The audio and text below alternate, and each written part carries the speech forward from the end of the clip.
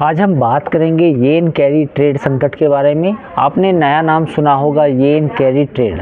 दरअसल अब ये नई टर्मिनोलॉजी क्यों आई? जब शेयर मार्केट में कल गिरावट आई और इस गिरावट के बाद अमेरिकन मार्केट्स में भयानक गिरावट आई तो उसका असर कहीं ना कहीं भारत पर भी पड़ा। आज भी आपने देखा होगा कि आज भी निफ्टी 24,000 के नीचे बंद हुआ। तो कुल मिला के ये कहा जा सकता है कि क्या येन कैरी ट्रेड संकट पूरी दुनिया में मंदी लाएगा। अब सवाल ये भी उठता है कि येन कैरी ट्रेड संकट है क्या, और येन में ऐसा कौन सा व्यापार होता था जिससे पूरी दुनिया की जो शेयर मार्केट है उसमें मंदी आ सकती है। तो आज हम इस पर चर्चा करेंगे। तो सबसे पहले हम बात करते हैं कि येन कैरी ट्रेड होता क्या है। दरअसल आपको मालूम होगा कि 1980 में जापान में रियल एस्टेट और शेयर मार्केट में एक तरह से एक बबल बन गया था। उस बबल को बर्स्ट करने के लिए बैंक ऑफ जापान ने इंटरेस्ट रेट को बढ़ाना चालू किया। इंटरेस्ट रेट बढ़ाने के बाद जो बबल था वो कहीं ना कहीं बंद हो गया या ख़त्म हो गया। लेकिन उसके बाद अब नया तरह का संकट ये था कि इंटरेस्ट रेट बढ़ चुके थे, तो बैंक ऑफ जापान ने फिर इंटरेस्ट रेट को घटाना शुरू किया। तो 1990 के आते आते इंटरेस्ट रेट करीब करीब 0 हो गए।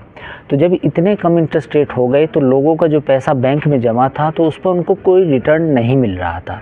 अब जापान के लोगों ने सोचा कि अब क्या किया जाए। तो उन्होंने इस समस्या से निजात पाने के लिए बैंक अपने डिपॉजिट को बैंक से उठाया और दुनिया भर की मार्केट में लगाना शुरू किया। यानी कि पहले वो येन उन्होंने ली, उस येन को उठा के डॉलर में कन्वर्ट किया और फिर डॉलर में कन्वर्ट करने के बाद उसे अमेरिका की शेयर मार्केट या दूसरी इमर्जिंग मार्केट्स में भी लगाया। तो अब आप ये समझ सकते हैं कि जो येन का पैसा था वो अमेरिका ही नहीं आया, वो पूरी दुनिया में गया और ख़ास तौर पर इमर्जिंग मार्केट में भी गया। वो चीन की मार्केट भी थी और वो भारत की मार्केट भी थी। लेकिन सब हालात ऐसे नहीं रहे।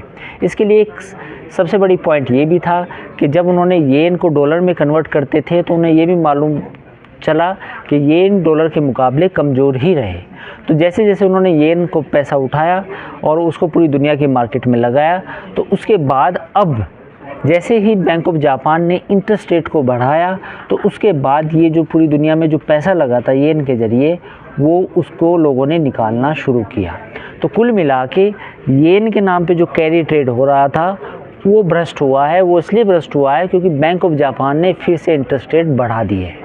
अब इंटरेस्ट रेट बढ़ाने से जिन लोगों ने येन से पैसे उठा के पूरी दुनिया के शेयर मार्केट में लगाया है उनको नुकसान हो रहा है। उस नुकसान से बचने के लिए उन्होंने प्रॉफिट बुकिंग करनी शुरू कर दी। तो सबसे पहला भूचाल आया अमेरिका में और फिर दूसरी इमर्जिंग मार्केट में। कहीं ना कहीं भारत में थोड़ा बहुत असर हो सकता है और ख़ासतौर पे जापान की मार्केट में भी ये देखने को मिला। और कल अगर हम बात करें तो कल जापान की मार्केट करीब 12% टूट गई। तो कुल मिला के ये येन कैरी ट्रेड ये था, यानी कि जापान में येन जो बैंक थे वहाँ डिपॉजिट में कोई पैसा मिल नहीं रहा था, तो उन्होंने उस येन को उठाया, बैंक से उधार लिया, बैंक को कुछ इंटरेस्ट दिया और उस पैसे को अमेरिका या दूसरी इमर्जिंग मार्केट में लगा दिया।